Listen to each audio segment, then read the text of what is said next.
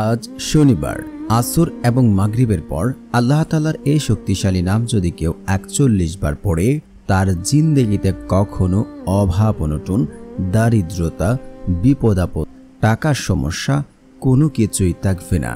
আল্লাহ তাআলা তাকে এমন ধন সম্পদ, এমন টাকা পয়সা দান করবেন যা সে কোনোদিন কল্পনা করেনি এবং সে চিন্তাও করেনি। শুধু তাকে আমলটি ভালো করে করতে হবে। আর আজ পর্যন্ত কেউ ব্যর্থ হয়নি আজকের এই আমল করে। আপনি যদি আমলটি করতে পারেন আপনি নিজেই অবাক হয়ে যাবেন আল্লাহ তাআলা আপনাকে এত ধন সম্পদ দান করছেন। শুধু আপনাকে এই আমলটির দ্বারা ফলাফল পেতে হলে আপনাকে অবশ্যই নিয়ম এবং শর্তগুলো ভালো করে ফলো করে তারপর মেনে আমলটি করতে হবে। তা না হলে আপনি আমল দ্বারা ফলাফল পাবেন না। তাই বলছি, টেনে ভিডিও দেখলে দোয়া কাজে নাও আসতে পারে। তাই না টেনে সম্পূর্ণ ভিডিও দেখার অনুরোধ রইল। আর যারা চ্যানেলটি সাবস্ক্রাইব করবেন ইনশাল্লাহ তাদেরও মনের আশা পূর্ণ হবে। তো প্রিয় বন্ধুরা, আমি আপনি দুনিয়ার সবাই চাই ধনী, সম্পদশালী, টাকা পয়সা হওয়ার জন্য। কিন্তু আমি আপনি বা কয়জনই বা দুনিয়াতে টাকা পয়সা অর্জন করতে পারি? কিন্তু আপনি কি জানেন আল্লাহ তাআলার কাছে চাইলে পাওয়া যায়, কিন্তু আমরা সেভাবে চাইতে পারি না। আপনি যদি সেই পদ্ধতি বা সেই গোপন টিপস মেনে যদি আপনি আল্লাহ তাআলার কাছে চান, আল্লাহ তাআলা আপনাকে তা দান করবেন। কারণ আল্লাহ রাব্বুল আলামিন তার বান্দাকে কখনোই খালি হাতে ফেরত দেন না। তিনি তার বান্দাকে খালি হাতে ফেরত দিতে জানেন না। আল্লাহ রাসূল সাল্লাল্লাহু আলাইহি ওয়াসাল্লাম তিনি বলেন, যখন কোনো বান্দা আল্লাহ তাআলার কাছে দুহাত তুলে দোয়া করেন, আল্লাহ রাব্বুল আলামিন ওই সকল বান্দার দুহাতকে খালি হাতে ফেরত দিতে লজ্জাবোধ করেন। কিন্তু দেখা যায় আল্লাহ তাআলার কাছে দোয়া করে পাওয়ার পরেও অনেকে পাচ্ছে না। কিন্তু আল্লাহ তাআলার কাছে কিভাবে চাইতে হয়, কোন পদ্ধতিতে চাইতে হয়, কিভাবে চাইলে আল্লাহ তাআলা দুনিয়াতেও দেবেন, আখেরাতেও দেবেন, সেটা আমরা অনেকেই হয়তো জানি না। না জানার কারণে আল্লাহ তাআলার কাছে আমল করে দোয়া করে কোনো ফলাফল হচ্ছে না, আমাদের শর্ত নিয়ম কোনো কিছুই ঠিক না থাকার কারণে। তো আমরা অনেকেই কি করি যে আল্লাহ তাআলার কাছে চেয়ে বসে থাকি যে আল্লাহ আমার টাকা পয়সা লাগবে, আমার বিপদ আপদ দূর করতে হবে, আমার দুনিয়াতে একটি বাড়ি লাগবে, আমার একটা গাড়ি লাগবে, আমার একটা চাকরি লাগবে, আমার ব্যবসাতে উন্নত করতে হবে। এমন এমন দোয়া আমরা আল্লাহ তাআলার কাছে করে থাকি। আর আল্লাহ তাআলা তাকে দুনিয়াতে এমনটাই দান করে থাকেন, কিন্তু আখেরাতে তার জন্য কোনো কিছুই রাখে না। আমরা যেহেতু মুসলমান, আমরা যেহেতু মুসলিম, আমাদেরকে দুনিয়া ও আখেরাত উভয় জাহানের কল্যাণের প্রয়োজন। আমরা দুনিয়াতে যেমন টাকা পয়সার প্রয়োজন, তেমনি আখেরাতের জন্য নেক কাজেরও প্রয়োজন না হয় আমরা জান্নাতে যেতে পারবো না। তো আপনি যদি আল্লাহ তাআলার কাছে এইভাবে চান তাহলে আল্লাহ তাআলা আপনাকে এইভাবেই দেবেন। আপনাকে আখেরাতের জন্য এক ফোঁটাও কোনো কিছু রাখবেন না। কিন্তু একটা সিস্টেম, একটা পদ্ধতি রয়েছে, যে পদ্ধতিতে আপনি চাইলে আল্লাহ তাআলা আপনাকে দুনিয়াও দেবেন, আখেরাতও দেবেন। সেই পদ্ধতিতে যদি আমি আপনি চাইতে পারি তাহলেই আমরা সফলকাম হব। আল্লাহ তাআলা তো বলেন যে তোমরা আমার কাছে দোয়া করো, আমি তোমাদের দোয়া কবুল করব। আল্লাহ তাআলা আরও বলেন, উদউনি আস্তাজিব লাকুম, তোমরা আমাকে ডাকো, আমি তোমাদের ডাকে সাড়া দেব। কিন্তু সবচেয়ে বুদ্ধিমানের কাজ হচ্ছে দুনিয়া এবং আখেরাতের উভয় জাহানের কল্যাণ লাভ করা। কারণ আপনি দুনিয়া পেলেন, আখেরাত পেলেন না, আপনার জীবন শেষ, আপনি সফল হলেন না। কিন্তু আপনি আখেরাত পেলেন, দুনিয়া পেলেন না, তাহলে আপনার জীবন সফল। কারণ দুনিয়া হয়তো ক্ষণস্থায়ী, চিরস্থায়ী নয়। আখেরাত আমাদের জন্য চিরস্থায়ী, ওইখানে আমাদের অনন্তকাল থাকতে হবে। কিন্তু এই দুনিয়াতে আমি আপনি অল্প কিছু দিনের জন্য এসেছি। এই অল্প কিছু দিনে চলার জন্য আল্লাহ তাআলার কাছে চেয়ে এবং আখেরাতে যেখানে আমি আর আপনি অনন্তকাল থাকব সেখানের অত সামানের প্রয়োজন রয়েছে। তো আমরা আল্লাহ তাআলার কাছে শুধু দুনিয়া চাইব না, আল্লাহ তাআলার কাছে আখেরাত চাইব। আমরা দোয়া করার ক্ষেত্রে আল্লাহ তাআলাকে বলবো, হে আল্লাহ, তুমি দুনিয়া এবং আখেরাত উভয় জাহানের কল্যাণ তুমি আমাকে দান করুন। আল্লাহ তাআলা তো বলছেন যে তোমরা যা চাইবে তাই দেবে। কারণ আল্লাহ তাআলা না করতে জানেন না। আপনি যখন আল্লাহ তাআলার কাছে আখেরাত চাইবেন, দুনিয়া আপনার কাছে অপমানিত হয়ে আসবে। মানে আপনি চিন্তা করতেও পারবেন না যে দুনিয়া আপনার কাছে এভাবে এমনভাবে আসছে। আর আপনি যদি দুনিয়া চান, আপনার শুধু দুনিয়াতে অল্প একটু পাবেন, আপনার যতটুকু সীমাবদ্ধ রয়েছে, কিন্তু আখেরাতে আপনি সামান্য পাবেন না। আর যদি আপনি আল্লাহ তাআলার কাছে আখেরাত চান তাহলে আল্লাহ তাআলা আপনাকে তা আখেরাত দেবেনই। দুনিয়াতে আপনার জন্য যা বরাদ্দ করা ছিল এবং তা তো আসবে, এবং আল্লাহ তাআলা আরও আপনাকে দান করবেন। তো আমাদের কাজ হবে আল্লাহ তাআলার কাছে দুনিয়া এবং আখিরাতের উভয় জাহানের কল্যাণ চাওয়া। কিন্তু অনেকেই বলেন আল্লাহ তাআলা যেহেতু দোয়া কবুল করেন, তিনি দেন, তাহলে এই যে আমি এত দোয়া করলাম, এত সময় আল্লাহর কাছে চাইলাম, কোনো কিছু তো আজ পর্যন্ত পাইলাম না। দেখুন, আপনি যে কথা ভুলেছেন এটা অনেকেই দোয়া করছে, দোয়া কবুল হচ্ছে না, আমল দ্বারা ফলাফল পাচ্ছে না। এর পিছনে বেশ কয়েকটি কারণ রয়েছে, যে কারণগুলো আপনি যদি ভালো করে ফলো না করেন তাহলে আপনার দোয়া কখনই কবুল হবে না। আল্লাহ তাআলার কাছে দোয়া করার ক্ষেত্রে অবশ্যই কিছু নিয়ম এবং শর্ত রয়েছে।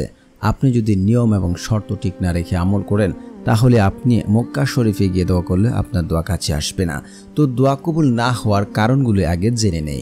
এই 6টি কারণে অধিকাংশ মানুষের 99% মানুষের দোয়া কবুল হয় না। 1, যে ব্যক্তি পিতা মাতার অবাধ্য সন্তান, তার দোয়া আল্লাহ তাআলা কবুল করেন না। দ্বিতীয়ত হচ্ছে যে ব্যক্তি হচ্ছে আপনার আত্মীয় সম্পর্ক চিহ্নিত করার দোয়া করে, তার দোয়া কবুল করেন না। 3 নম্বর হচ্ছে যে ব্যক্তি 5 ওয়াক্ত নামাজ আদায় করে না, তার দোয়া কবুল করা হয় না। 4 নম্বর হচ্ছে যে ব্যক্তি হারাম দোয়া করলো, তার দোয়া কবুল হবে না। 5 নম্বর হচ্ছে যে ব্যক্তি হারাম খেয়ে দোয়া করলো, তার দোয়া কবুল করা হবে না। আপনি হারাম খেয়ে দোয়া করলে কাজে আসবে না।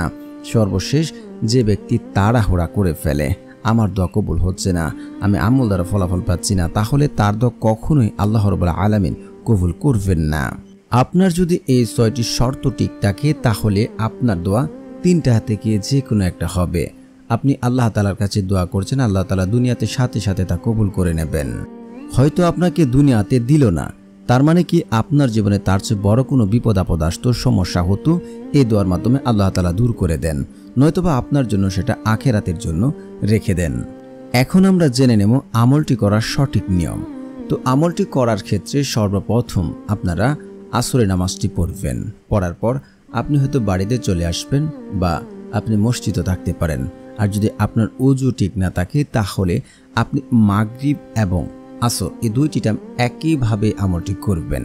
আপনারা প্রথমে উত্তম রূপে সুন্দরভাবে ওযু করবেন। ওযু করে আপনি মসজিদে বা ঘরে যে কোনো জায়গায় বসবেন, বসে আপনি জিকির পড়বেন, লা ইলাহা ইল্লাল্লাহ, লা ইলাহা ইল্লাল্লাহ, লা ইলাহা ইল্লাল্লাহ। এতটাই পাওয়ারফুল, শক্তিশালী একটি জিকির যা আসমান জমিন এক পাল্লায় রাখলে আর লা ইলাহা ইল্লাল্লাহ এক পাল্লায় রাখলে তা লা ইলাহা ইল্লাল্লাহর পাল্লা বাড়ি হয়। তারপরে আপনারা পড়বেন সুবহানাল্লাহ, সুবহানাল্লাহ, সুবহানাল্লাহ, সুবহানাল্লাহ। এভাবে 2টি জিকির আপনারা 100 বার করে পড়বেন। তারপরে হচ্ছে আপনারা ইস্তেগফার পড়বেন। কারণ ইস্তেগফার কেন পড়বেন? আপনি যদি আল্লাহ তাআলার কাছে তওবা করেন, আল্লাহ তাআলার কাছে ক্ষমা চান, তাহলে আল্লাহ রাব্বুল আলামিন আপনার অভাব অনটন দারিদ্রতা দূর করে দেন। আপনারা সূরা নূহ আয়াত নাম্বার 12 বা 10 যাচাই করে দেখে নেবেন আগে। আপনি যদি ইস্তেগফার পড়েন, আল্লাহ তাআলা আপনাকে কিছু পুরস্কার দান করবেন। আপনার জীবনের অভাব অনটন বিপদ আপদ আল্লাহ তাআলা সাথে সাথে দূর করবেন এবং আল্লাহ রাব্বুল আলামিন আপনাকে এমন সকল জায়গা থেকে, এমন সকল উৎস থেকে রিজিক দেবেন যা আপনি কোনোদিন কল্পনা করেননি, আপনি চিন্তা করেননি। অবশ্যই আজকের এই আমলটির জন্য আপনারা 21 বার ইস্তেগফার পড়বেন। আর ইস্তেগফার পড়ার ক্ষেত্রে কিছু ভুল করে থাকি আমরা, তা হচ্ছে আস্তাগফিরুল্লাহ, আস্তাগফিরুল্লাহ, আস্তাগফিরুল্লাহ এভাবে পড়ে, এটা উচ্চারণ হচ্ছে না। আপনাকে পড়তে হবে আস্তাগফিরুল্লাহ, আস্তাগফিরুল্লাহ, আস্তাগফিরুল্লাহ, আস্তাগফিরুল্লাহ, আস্তাগফিরুল্লাহ পড়বেন না।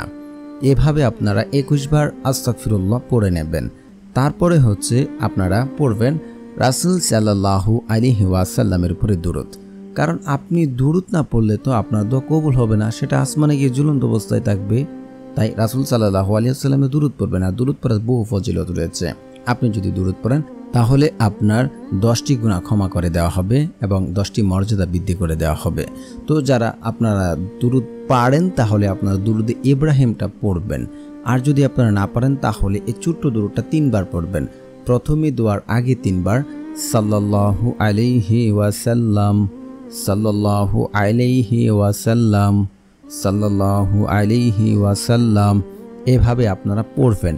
তারপর যখন দোয়া শেষ করবেন তখনও আপনারা 3 বার পড়বেন সাল্লাল্লাহু আলাইহি ওয়াসাল্লাম, সাল্লাল্লাহু আলাইহি ওয়াসাল্লাম এভাবে পড়ে নেবেন।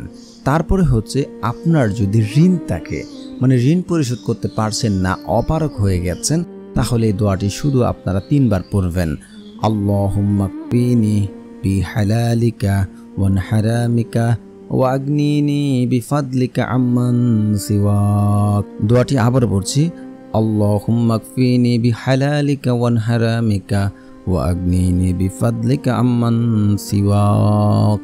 তারপরে হচ্ছে আপনারা পড়ে নেবেন একবার সূরা ফাতিহা, তারপর আপনারা পড়ে নেবেন 3 বার সূরা ইখলাস। এগুলো পড়ার পর নিয়ম, শর্ত এবং দুরূদ শরীফ, ইস্তেগফার, জিকির এগুলো পড়ার পর আপনারা আল্লাহ তাআলার এই শক্তিশালী নামটি 41 বার পড়ে নেবেন। আল্লাহ সুবহানাহু তাআলার সেই শক্তিশালী নামটি হচ্ছে ইয়া ফাত্তাহু, ইয়া ফাত্তাহু, ইয়া ফাত্তাহু। তারপর 2 হাত তুলে কায়মনোবাক্যে কান্নাকাটি করে আপনার জীবনের যত চাওয়া পাওয়া রয়েছে আল্লাহ তাআলার কাছে চাইবেন। আপনি যদি নিজে নিজে শিওর হতে পারেন যে আমার দোয়া আল্লাহ তাআলা শুনছে, আমার দোয়া ফলাফল পাবো, আমি নিজে বিশ্বাস করতে পারেন, আল্লাহর কসম করে বলছে আপনার দোয়া কবুল হবে।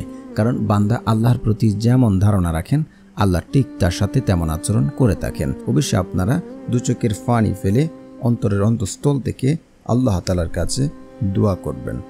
ইনশাআল্লাহ আল্লাহ রাব্বুল আলামিন আপনার জীবনের সমস্ত চাওয়া পাওয়া পূর্ণ করবেন, অভাব অনটন দূর করবেন। আল্লাহ রাব্বুল আলামিন আপনাকে অল্প দিনে ধনী সম্পদশালী বানাবেন। তো প্রিয় বন্ধুরা, তারপর আপনারা আমিন আমিন সুম্মা আমিন বলে দোয়াটি শেষ করবেন।